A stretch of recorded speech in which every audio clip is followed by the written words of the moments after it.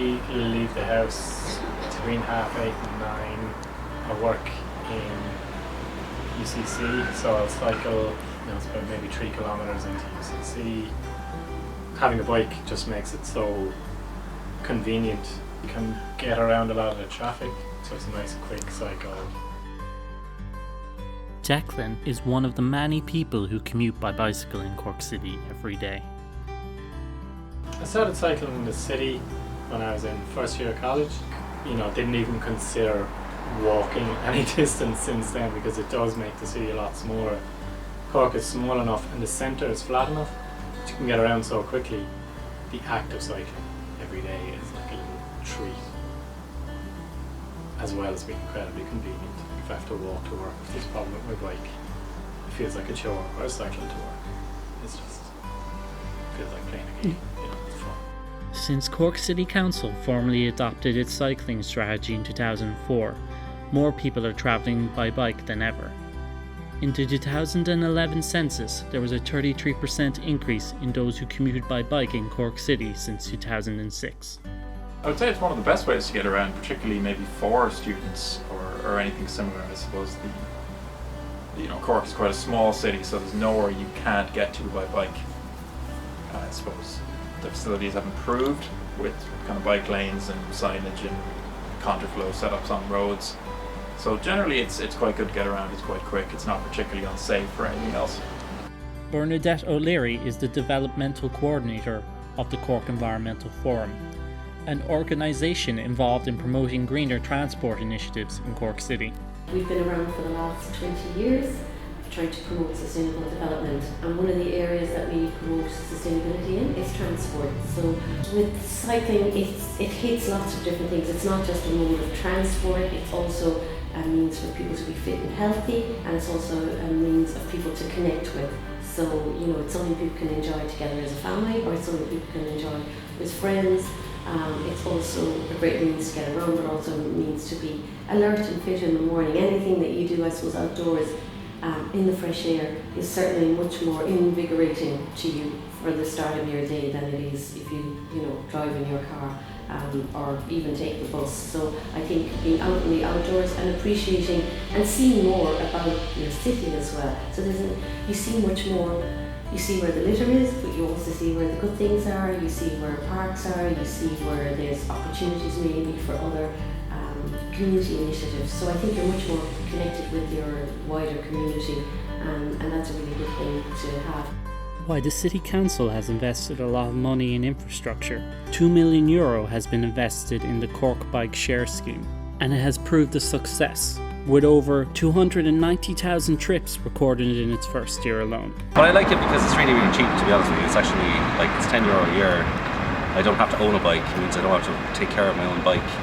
I can drop it off at all kinds of different locations, so I don't have to worry about it getting stolen or anything like that. So it's kind of like the perks of actually having a bike, but none of the downsides really.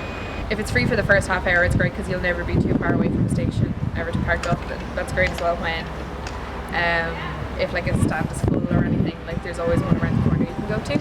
But despite its successes, many users of the scheme, as well as other cyclists, believe there is a lot of improvements to be made to both the bike share and bicycle-friendly infrastructure in Cork City. I think it's a very good scheme. I think they could really do with opening up the areas of services, maybe out towards CIT, Dennehy's Cross, or out towards Blackpool, because currently everything's very centralised in the middle of town. And while it's still handy, say, to be able to cycle from UCC into the centre of town, I can see it being much, much more useful for people to be able to cycle out to the student accommodations in Victoria's Cross, Dennehy's Cross, CIT. A much greater scheme over the next couple of years will be introducing more cycle lanes, because you can be cycling along maybe for, there's none that seem to be longer than 500 metres, on the Douglas Road. At the most dangerous point in it, the cycle lane just disappears and you're on this really narrow road with two-way traffic. That is quite dangerous. There's a bit of an issue with that. They're all on the left-hand side of the road, which is fine. But at certain intersections, turning right is a massive challenge because you have to go across 2 lanes of traffic to get to it. Whereas if there is some kind of better bike path priority zone there, so you can actually turn right more often, it might be a little bit easier for cyclists actually get around the place. I don't think they're used enough though. I don't I see people cycling all over the place and they just don't use the bike paths. Like some people are like cycling on the footpath all the time, which is fine if you're a cautious cyclist, but I've just seen people blowing past like children and grannies and things like that. It's not fair.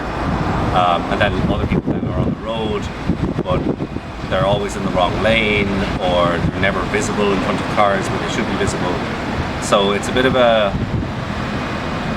I've got a bit of a love-hate relationship with cycling and cyclists, because if you know the rules of the road, great on you, that's fantastic. But if you're being very reckless, then you're putting yourself at risk and other people at risk as well. And fortunately, it's not regulated, so like people who are cyclists, there's no testing you have to pass to get on the road as a cyclist at all. And I think you probably should have to do maybe just an online quiz or something like that, just to verify that you know what the rules of the road are, and then you have a little card or license to cycle, because at this point the bike paths are great, but you need to actually know the rules of the road as well. For all the benefits of cycling, there are many who find cyclists and the recent change in infrastructure a hindrance, particularly those who work in the transport sector. Naturally enough, we develop, I won't say dislike towards cyclists, I won't say dislike, but we definitely develop, I wouldn't say hatred either, but definitely an over-observation of them. They're the biggest hazard in the job. They're unpredictable. Now, in fairness, the majority of them are okay, I will say that. It's like everything, there's good and bad and everything, the majority of cyclists are alright. But you just have to be prepared for that one guy. He's going to do something stupid in front of you. He's going to pull out, he's going to avoid a drain, he's going to do something. You just have to be careful, because if there's an incident, he's going to come second. Some cyclists can be very good, but you have more cyclists that will come up on your left hand side and you don't see them till the last minute, or you have, we said, 45 to 55 year olds that go in their own races and they're out in the middle of the road and they don't care, and you're trying to get around them, and they are a fair nuisance now, to be honest. And then you have young people that go around with the headphones on, and you're on the bus behind them and they don't know what's behind them. And I had an incident actually about 2 weeks ago coming down for Denny's Cross, and your man had the earphones on and one of his earphones fell out, and he stopped up in the middle of the bus then, put in his headphone, and I come down behind him with a full bus load of people. And I think they should definitely be barred, because they don't know what's around them. But it seems a lot of this unsafe cycling is due to inexperience and lack of regulation. The highest percentage of people kind of breaking those rules would be people on the bike share scheme, just because they wouldn't be used to cycling at all. It might be tourists, it might just be people who've never cycling around the city on a sunny Saturday, they've never used it before, or it could just be students. And yeah, you'd see them with headphones. I've seen people with dogs. I've seen people holding up people on skateboards, like gangs of people going the wrong way down bus lanes and bike lanes, and it is very, very frustrating as someone who tries, 99% of the time follow the rules and, cycle correctly. It's not just users of the bike scheme. A lot of people don't obey the rules of the road at all when they're cycling. They're alternating from the pavement to cycling the wrong way down a one-way street to cycling the wrong way down a bike lane.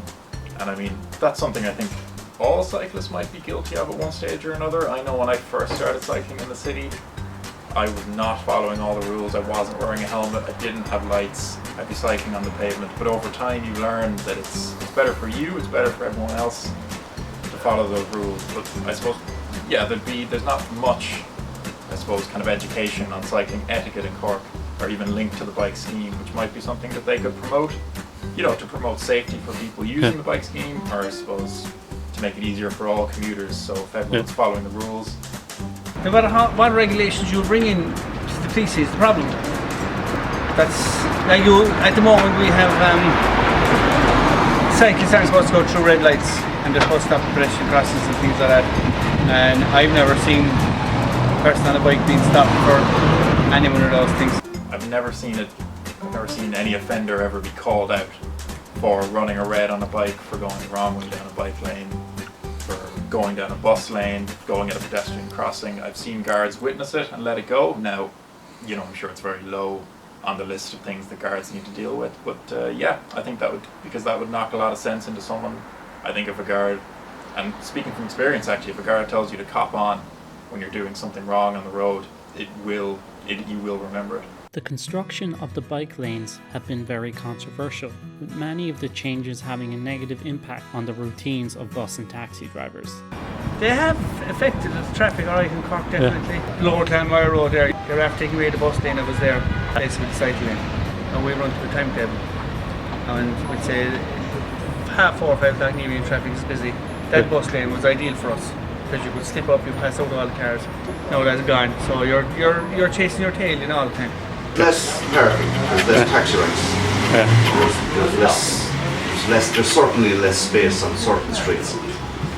Definitely getting people out of taxis safely is an issue. So look at Washington Street, there's a whole lane missing there, and there's nowhere to put in at all. There's no safe place to put in at the curb. Dropping people off when there's a bike lane there, it's much more difficult. Yeah. Especially if someone's in a wheelchair or something like that, they've been with special needs and they need to get out of a taxi. A common argument is that Cork's streets just don't suit cycling. Our streets were never made for bicycles. You know, we were one of the few countries in Europe that didn't have a city destroyed during the Second World War and had to be rebuilt. So a lot of the cities had space with a lot of the buildings and infrastructure being destroyed. They could build bicycle lanes around. Like in Amsterdam now, they have fantastic bike lanes. And I think bikes outnumber people in an enormous rate. So I'm not sure. So we have a long way to go to reach that stage. Streets are just too narrow to try and squeeze in a cycle lane. There isn't enough room for everyone. I asked the cyclists about their thoughts on Cork's medieval streets. Yes, the streets are narrow, but I suppose Cork is a very small, very centralised city. In a way, it's ideal for cyclists because you can get from one end to the other very quickly by bike. It would be the ideal mode of transport. I suppose the hills, I don't see that being an issue. I mean, you can generally circumvent hills. I don't think, particularly in the middle of town, any area is that hilly. And a lot of cyclists would almost relish the challenge. I would agree that a lot of the streets are too narrow, but I think that would be solved by, and it'd be a general criticism of traffic in Cork, a lot of that would be sorted by making more one-way streets. Because there's on-street parking and dual flow traffic, which, yes, I suppose the cyclist can make it go even slower, but it's still going to lead to bad traffic problems.